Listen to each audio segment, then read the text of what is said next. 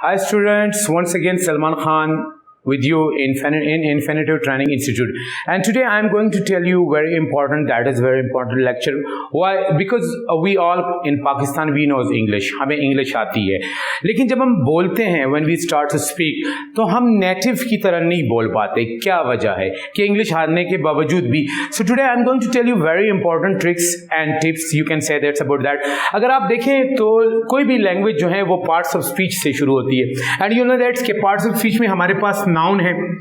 अब नाउन जो है नाम को कहते हैं, नेम को कहते हैं, as I told you even earlier. और हमें इंग्लिश में चीज़ों के नाम आते हैं, जैसे ये मार्कर है, ये वाइट बोर्ड है, ये मेरे सामने कैमरा है, स्टूडेंट्स हैं, चेयर्स हैं, each and everything we know about that. उसके बाद हमारे पास आता है प्रोनाउन, और प्रोनाउन का भी हमें पता है कि प्रोनाउन क्या होते हैं. प्रोनाउन ही, शी, इट है, दे है, ये सारे के सारे प्रोनाउन हैं. उसके बाद जो इंपॉर्टेंट है वो वर्ब है. ये तीन ऐसे ही चलते हैं, और वर्ब के बारे में यू नो दैट्स के my first lecture which was very important for you guys, and it was about के language is a game of verb, और वर्ब ही से टेंसेस बनते हैं, ये हम कर चुके हैं. इसके बाद इसमें एडवर्ब और एडजेक्टिव आते हैं, लेकिन उसको मैं यहां नहीं लिख रहा हूं, यहां मैं लिख रहा हूं आर्टिकल. क्या लिख रहा हूं? आर्टिकल. आर्टिकल जो है आपको पता है कि आर्टिकल ए है, एन है और दा है, ये हमारी इंग्लिश में होते हैं. और उसके बाद प्रीपोजिशन.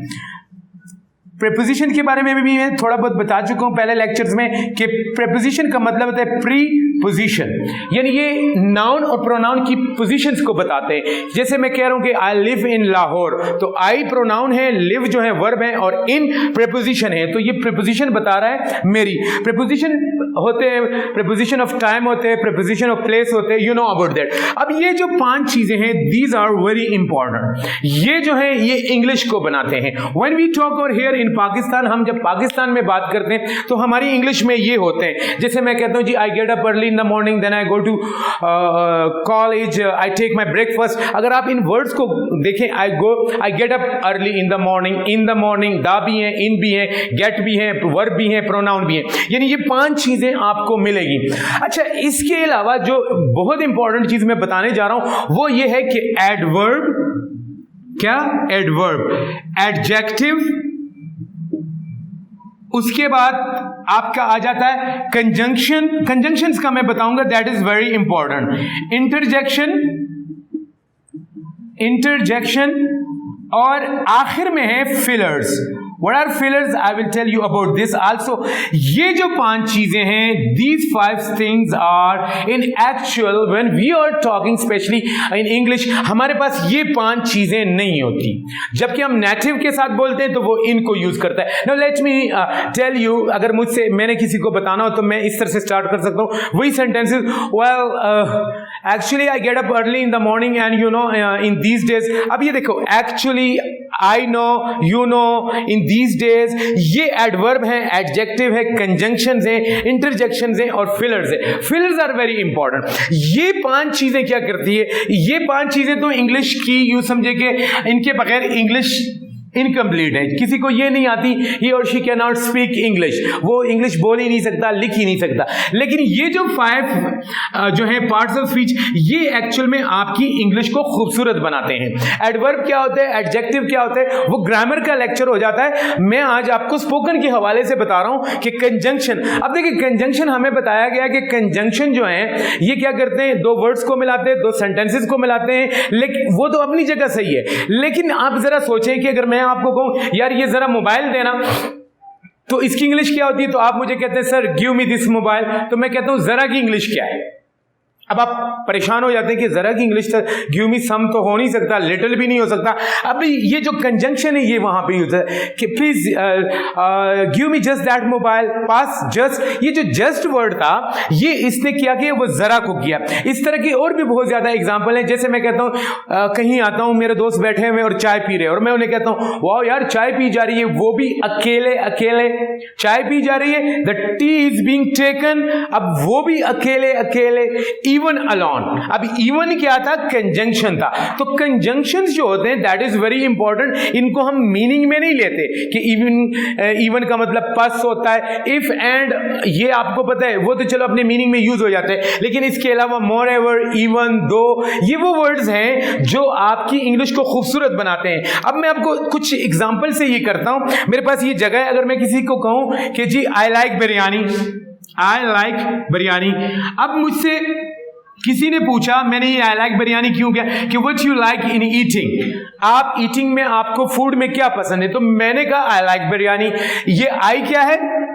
आपको पता है प्रोनाउन है, लाइक वर्ब है, और ये उसके बाद फिर नाउन हो गया, यानी नाउन भी हो गया, प्रोनाउन भी हो गया, वर्ब भी हो गया। ये तो इंग्लिश बनाते हैं। लेकिन अगर मैं कहूं, जैसे मैं फूड का नाम सुनूं, मैं कहूं वाव, अब ये जो wow, I just really love biryani, I just really, अब ये जस्ट हो गया, ये रियली हो गया, और लाइक को मैंने लव में करके लाइक भी कह सकता था, बिरयानी। अब ये वर्ड्स हमारे यहां नहीं है, जस्ट नहीं है, रियली नहीं है, ये वो वर्ड्स है the way I am talking to you guys now, you know. अब देखिए मैंने कहा the way I am talking to you guys now, ये नाउ था जो कंजंक्शन था, यू नो। अब यू नो का क्या मतलब है? आप जानते हो, हम उर्दू में भी जब बोलते हैं तो इसी तरह की बातें करते हैं। So these are adverb. क्या है? अब मैं आपको समझाता हूं। वर्ब को खूबसूरत बनाने के लिए एडवर्ब यूज कर ले। एडजेक्टिव क्या है? नाउन की सिफ्त है। जब आप किसी की नाउन के कहते हैं, मैं कहता हूं ही इज माई फ्रेंड, ठीक है, he is one of my best friend, he is the friend, ठीक है ना। जैसे कि हम उसकी कोई भी सिफ्त बयान करते हैं वो हम एडजेक्टिव से बयान करते हैं। कंजंक्शंस का मैंने आपको बता दिया कि दैट्स वेरी इंपॉर्टेंट। और इंटरजेक्शन जो है ये एक्चुअल में हमारी फीलिंग है। ये फीलिंग्स कहाँ होती है? जब हम किसी को कहते हैं कि वाओ यार शी इज लुकिंग वाओ, ये वाओ, बॉलिंग कराते हैं आप, किसी को आउट करते हैं आप, कहते हैं या वाओ। ये जो वर्ड्स हैं वो इंटरजेक्शन से आते हैं। आप अपनी फीलिंग्स नहीं करते हैं, आपका चेहरा स्पॉट होता है when you are talking specially in English, because you are translating one language into the another. ऐसे बेटा आपने नहीं करना। What you have to do, आपको क्या करना है? ये जो वर्ड है एडवर्ब, एडजेक्टिव। अब एडवर्ब क्या? Really, actually, eventually, specially, you know, really, you know, actually, you know, I want to tell you, you know, actually, ये fillers है। अच्छा, fillers, I have to tell you कि मुझे आपको filler बताने। filler क्या है? filler वैसे pause के लिए यूज होते हैं, parts of speech का ये हिस्सा नहीं है। लेकिन if you are abroad, अगर आप बाहर होते हैं तो ये आपको पढ़ाते हैं कि fillers pause होता है। आपसे किसी ने पूछा कि okay, what you do in these days, what are you doing in these days, आप कहते हैं in these days actually, you know, well I'm not doing। अब ये you know, well I'm not doing, ये वर्ड्स आपकी English में नहीं है। यही वजह है कि जब आप इंग्लिश बोलते हैं तो वो खूबसूरत नहीं लगती। अब आपने इसके ऊपर जो है ना, देखें, आप अपना सेंटेंस बनाएं। चलें, आप स्टार्टिंग कर रहे हैं इंग्लिश के, आप अपना ना वो बनाएं कि what you do in your free time. ठीक है जी, आई वॉच मूवी, आप ये कहते हैं I watch movie, I play some time cricket, okay, I spend some time with my like with my family. अब इसको इस तरह करें कि in actually, you know, in my free time I think I have I do a lot of things. देखिए मैंने कहा I think I have वाला सेंटेंस मेरा नहीं बन रहा था। मैंने कहा I do a lot of things, reverse आए, फिर आगे जाके इंग्लिश बोले स्टॉप नाउ। जैसे उर्दू में भी हम करते हैं, जब हमारा वर्ड कहीं जाके टूटता है तो हम रिवर्स होते हैं और उसको दूसरी डायरेक्शन के कहते हैं अल्टरनेट।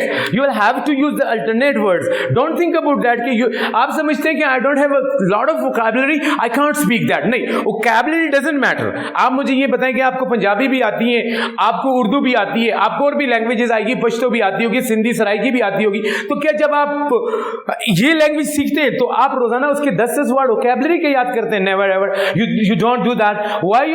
बिकॉज आपको उसकी जरूरत नहीं होती, आप उसके अल्टरनेट वर्ड यूज कर लेते हैं। अल्टरनेट में भी मैंने जैसे आपको गेट का यूज बताया था, there are a lot of other internet जो आपको यूज कर सकते हैं। अब मैं आपको एक दफा फिर इसका पूरे लेक्चर का खुलासा बताता हूं, दैट इज वेरी इंपॉर्टेंट। ये थोड़ा सा प्रैक्टिस से आपको आएगा कि आप अपने जो वर्ड्स जो आपने लिखे हैं, I get up early in the morning, well you know I get up early in the morning, but when